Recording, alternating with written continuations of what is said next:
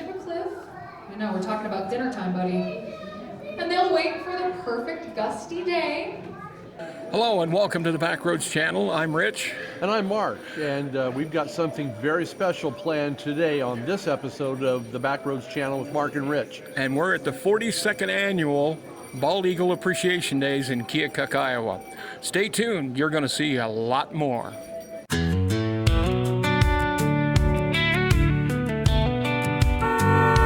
My name is Waylon McCamey. I'm from around Peoria, Illinois. I'm Justin McCamey. I'm from around Peoria. I'm Quaden McCamey. I'm his son. I'm from Peoria area, Illinois. Okay, with all of you having the same name, I kind of figured there was some family involved in all this. So Yeah. So how long have you guys been involved with Bald Eagle Appreciation Days here in Keokuk? We've been here before a couple of years ago, and we've done things for, probably a decade or so, with different Eagle Days celebrations. Here in Keokuk, I think I've only been here about a handful of times, but it's really good. So what is it you guys do? Okay, well, I'm a singer on the drum. It's a Native American Northern Plains style singing group. We've been singing for a few generations here. My dad sang, I sing, my son sings, so just try to keep it going. A lot of us are family members. My drum group's named Spirit of the Rainbow because our group was an intertribal group, so rainbow meaning all the different nations. And we didn't want to say specifically or this or that. We were just a youth group at the time, and then we grew up and became, just a family drum. So it may be rather self-explanatory, but tell us about the music you play and sing. What is it? Okay, it's called Northern Plains style singing group. Our voices, we sing a little bit higher pitched songs. The drum is considered the heartbeat of Mother Earth, so you'll hear that heartbeat when we're playing the drum, and then we sing our songs syncopated, so it's off the beat while we're singing too. It's very unique style of singing compared to anything else you hear on the radio or around the world. A lot of our songs, some of them will be hundreds of years old, some of them just a few generations old, some are being composed today. So there's brand new songs out there that are still being composed and people making them. We say composed because the song is the melody. Our voices are kind of like the instrument. The drum is just the tempo, the heartbeat in the background, where our voices are kind of like doing the highs and the lows, and it's an arranged musical song. So it's not like chanting where you're just repeating the same piece over and over again. It's a constructed melody in the song. So is it all melody based? Do you sing harmony? Is it parts? Yeah, everybody sings in harmony together. Most songs you have a lead that sings solo, then everybody comes in on the body of the song, and that's harmonized and together.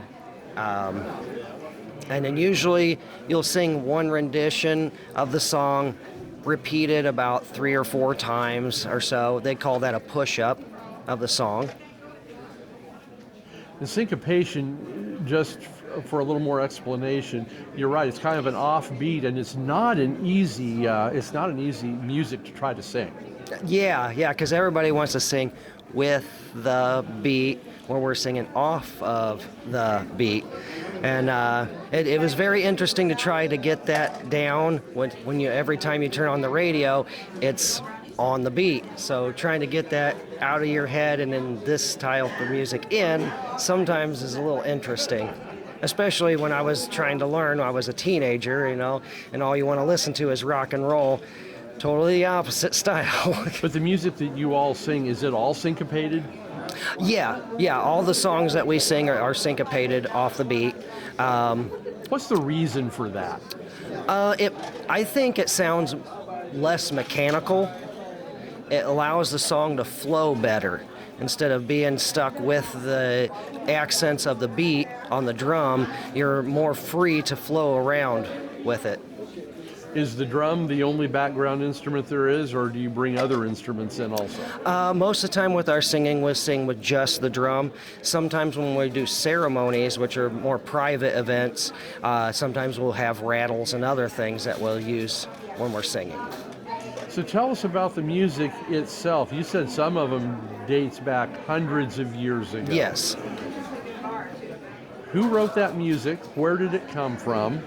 And how do you keep something going that long? Usually when you're talking about hundreds and hundreds of years, after a number of generations, sometimes those things get lost. How do you keep all that alive after all that time? Yeah, and that is an interesting thing. Well, the songs that are really old, hundreds of years old, a lot of times we don't know exactly who composed it. Sometimes we'll know what family composed it. And if you go to sing that song, you need to know how to sing it properly, what that song might mean, and get permission from that family to sing the song. So you have to ask them, can I sing this song? And you present them with a gift like tobacco or something to ask them for it. And if they're okay with it, they'll give you permission to sing it. Some songs are owned by the tribe itself because they're so old and they don't know who composed them. They've just been property of the tribe. And then other songs that are more recent are a lot easier to track down who wrote it and composed it. And these are things you need to know when you go to sing a song to properly respect it. So if I'm singing somebody's song and then their family member comes up and asks me, I need to know where it came from to show proper respect to them. And same thing with songs that I've composed, they should know where it came from and got permission from me. So how hard a process is that? How do you go about tracking down the songs to begin with? And then finding out all those nuances that you just talked about. Well, we did have people who trained us on how to sing and what was proper songs to sing. A lot of times we'll go on the internet or get CDs from other drum groups and listen to them. And if there's a song on there we really like, we'll look up, well, what family is singing on this drum, try to reach out to them to see if we can get permission to sing the song. Do they typically give you permission? Most of the time, people are really happy and allow people to sing their songs. When they put them on albums, they want people to listen to them. They want to hear other people sing their songs because it's kind of an appreciation of what they did. Well, obviously, these people like our music because they're singing our songs. So how did you even get started on this path? Family has Native American roots, and also through scouting, we got connected to a lot of people too. Just going to powwows and ceremony and just meeting people.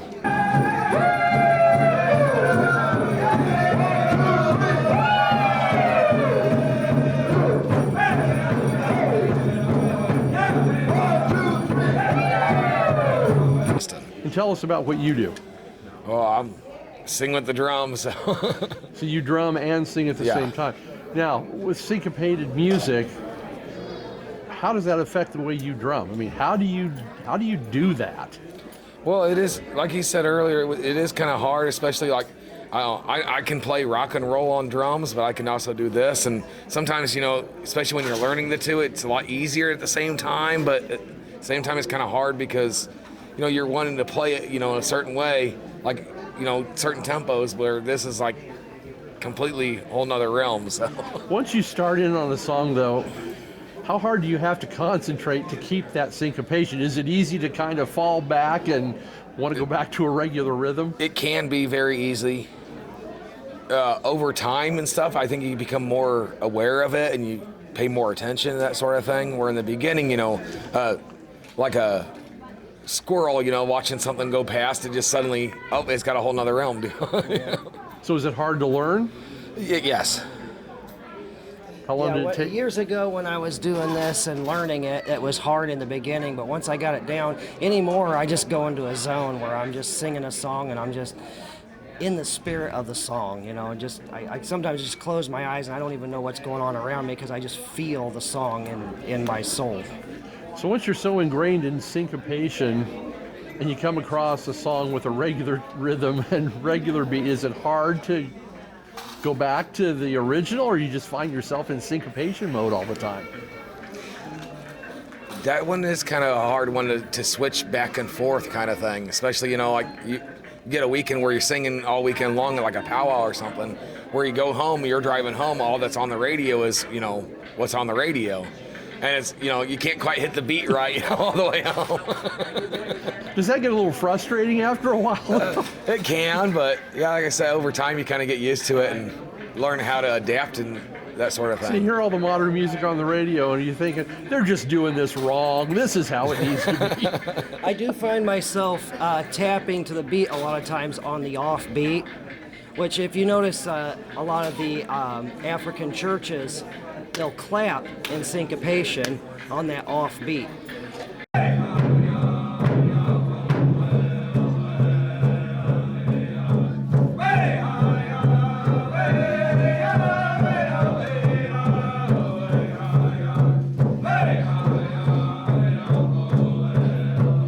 Tell us about what you're Alright, wearing. so this is my regalia. I wear it for dancing. Are you one of the singers?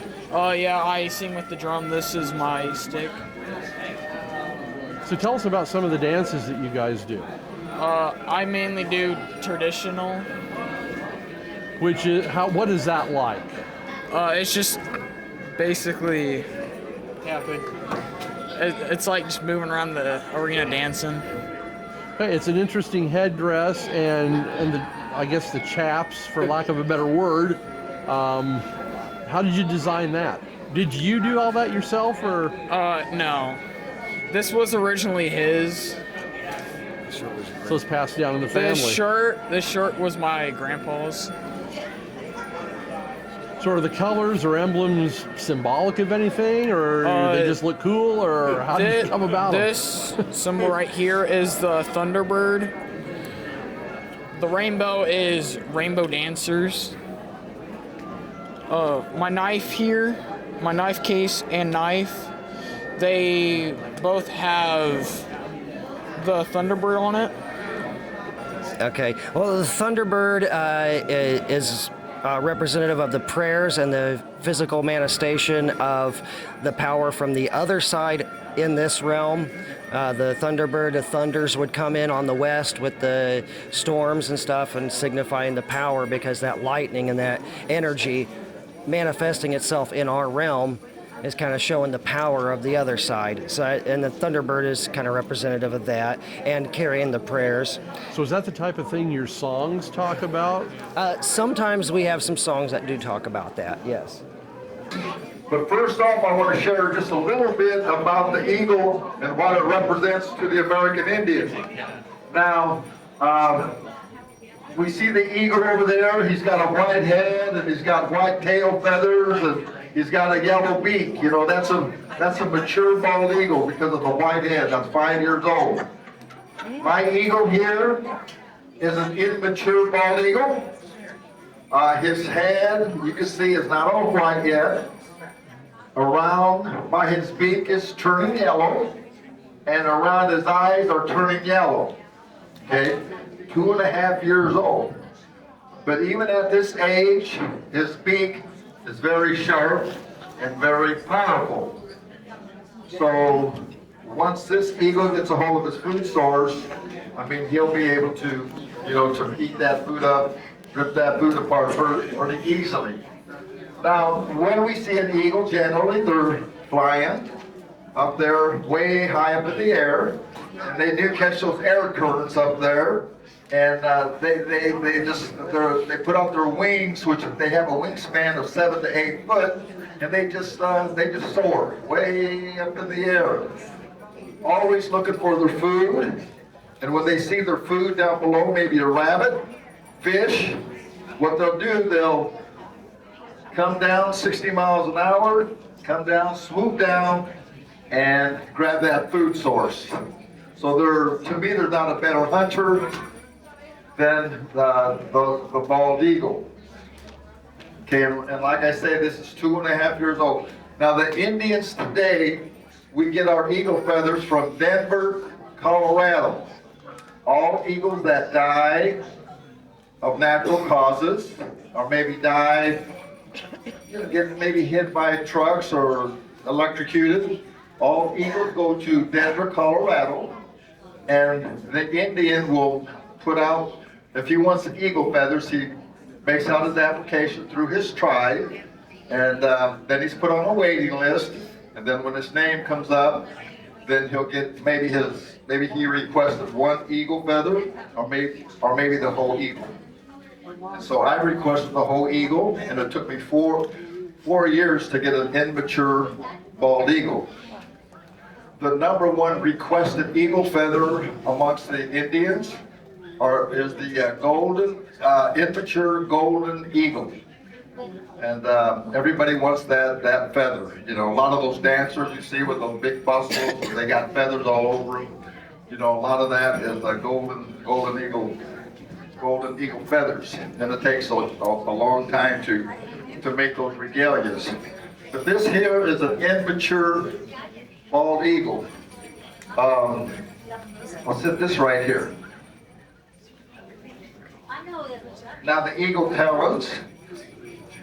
The eagle talons are the feet, and of course, at 5 years old, they're going to get much bigger and way more yellow, and those talons are going to get about 2 inches long at 5 years old. But again, like I said, even at this age, they're very sharp. These are very sharp, and once they come down into the water and maybe grab that fish, they put those talons into the water, grab a hold of that fish, take it back to the nest, or maybe eat or right on the banks of the river. These are the eagle talons. And sometimes the Indian might put these on their back here when they do their dance. Put it back here on the dance. Eagle talons. Here. Right here.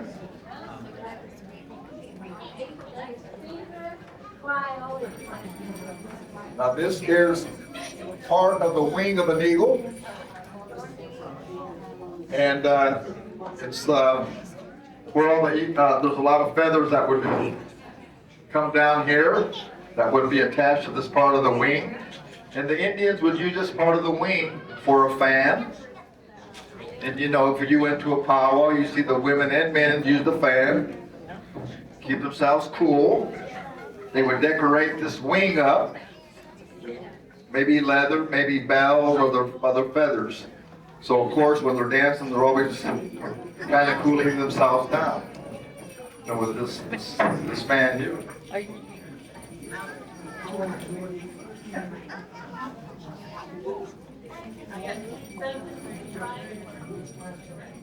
There are 12 tail feathers on an eagle. There are 12 tail feathers on an eagle. Now, in the Indian way, and what those tail feathers represent, the two middle feathers on the tail of an eagle, they are the straightest feathers on an eagle, and they are called the chief feathers. The feathers that are on the end of the tail are the dance feathers, and they go up here on your dance roach. This is a roach made out of porcupine, and then we dye that porcupine, we dye the hair the color or regalia, what we do. And of course I went with red, white, and blue because of the eagle dance. The chief feathers, the dance feathers, the remaining feathers represent honesty, truth, majesty, strength, courage, wisdom, power, and the last feather, freedom. Okay, the freedom of our country. And that's why we like to come to these bald eagle days or drum. They like to sing those eagle songs, and you know, it's a special time. It's a time where we can honor all of our elders, and that's what these ceremonial songs are all about. You know, we really appreciate all the elders that we have with us. You know, we of course want to take care of our elders. Let's do an eagle dance, an honor dance, and there we go.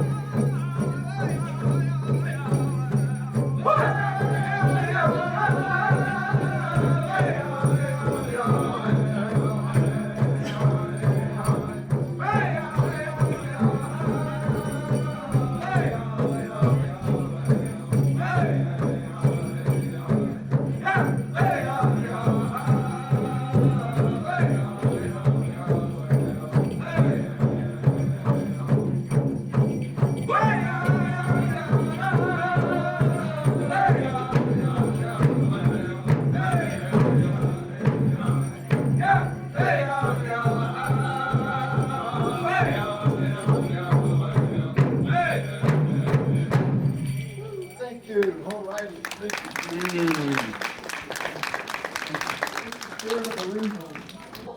And we're meeting eagles today, so you might have a pretty good guess. What do we think we're meeting?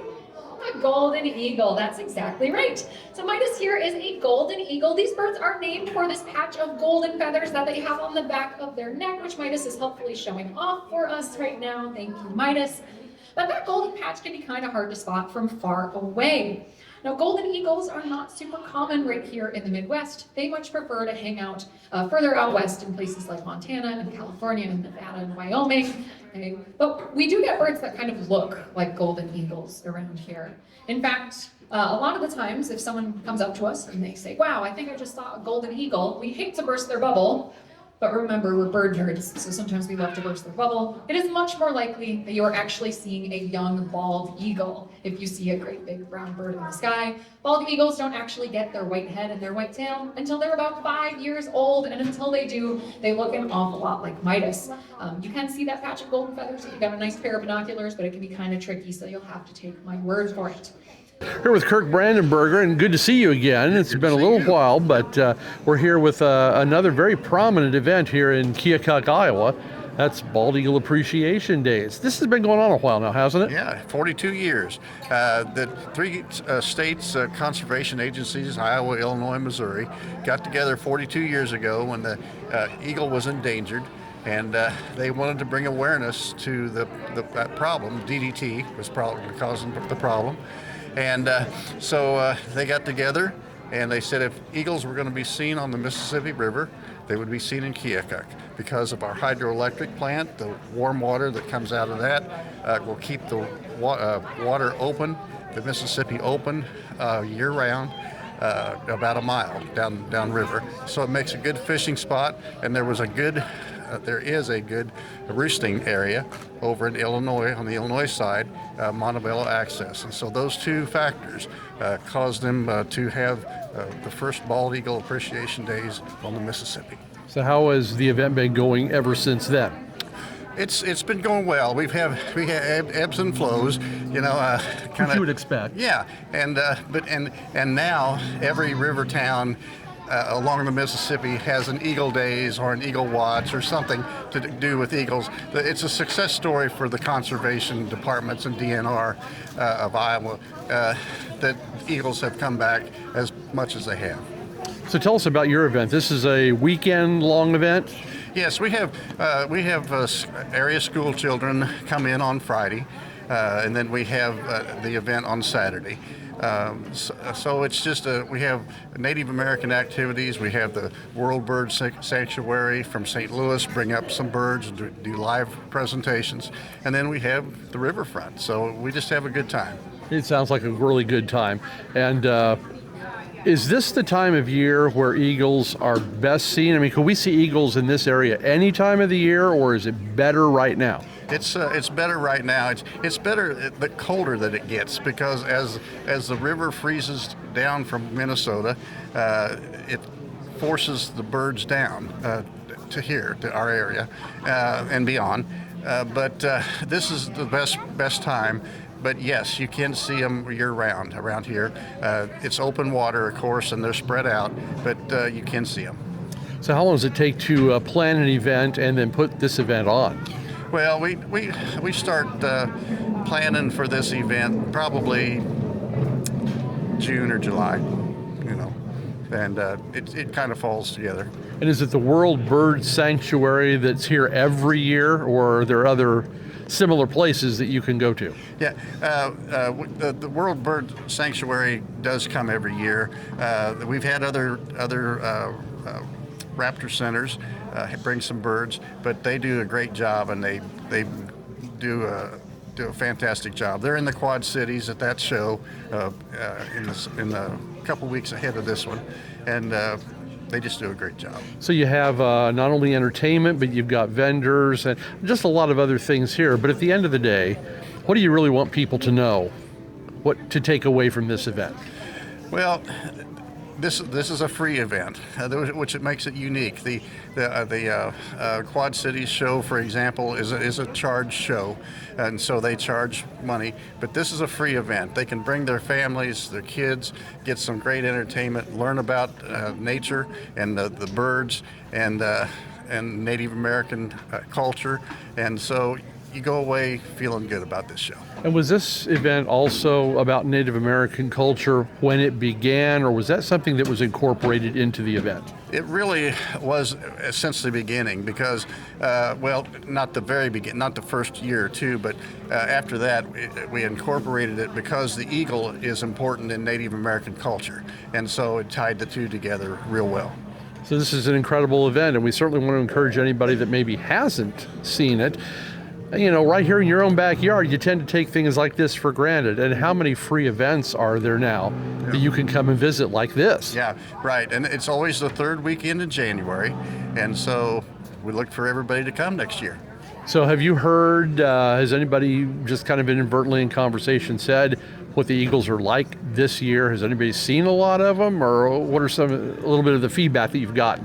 They've seen a lot of eagles around here, and actually they're still spread out because we still have open water north and south of Keokuk. So a lot are congregating up around Montrose, and so up the River Road. They just took a bus trip up there and saw them all the way. They'd see some sitting in a tree here and sitting in a tree here.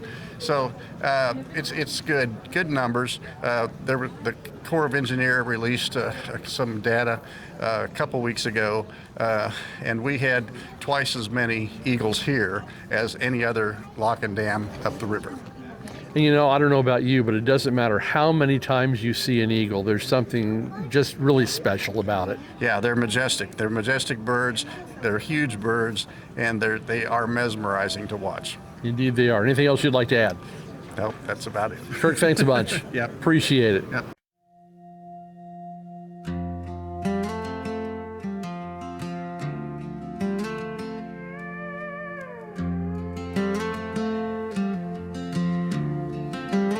Whitehead in the sunrise, bronze light on your wings. You circle over pine tops like you already know all things. Silent over water, shadow long and short. One heart heartbeat of thunder, and the sky feels pure. Bald eagles make my heart soar. Every time you climb that blue, you are freedom, you are fire, you are something deep and true.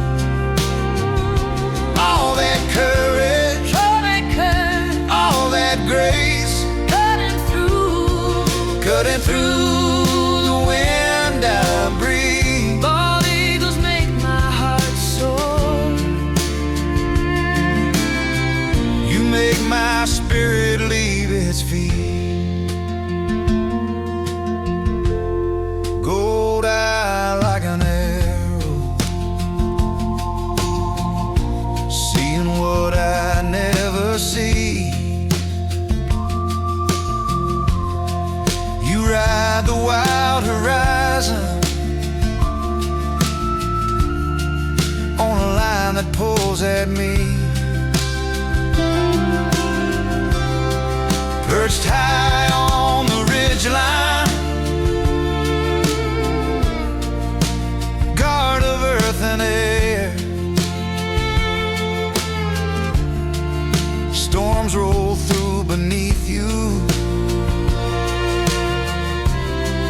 but you just hang there.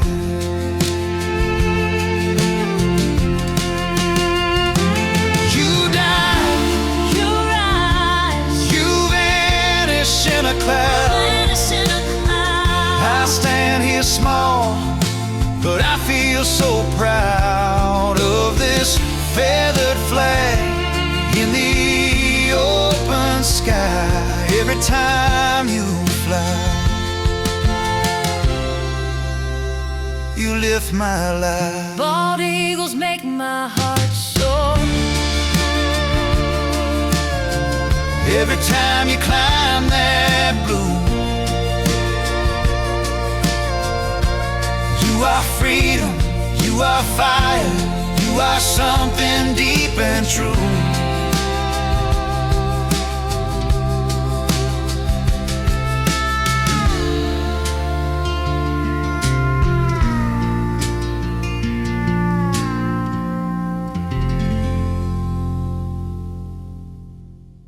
Well, I hope you enjoyed this video here at the 42nd Annual Bald Eagle Appreciation Days here in Keokuk, Iowa.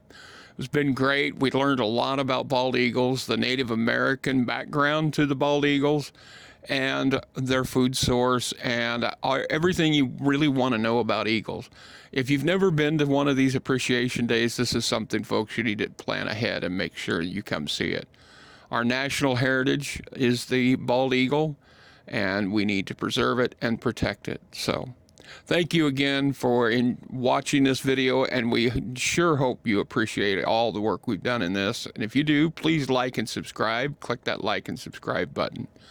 And until again, next time we head down the back roads, I'm Rich here for the Backroads channel, your back roads to adventure.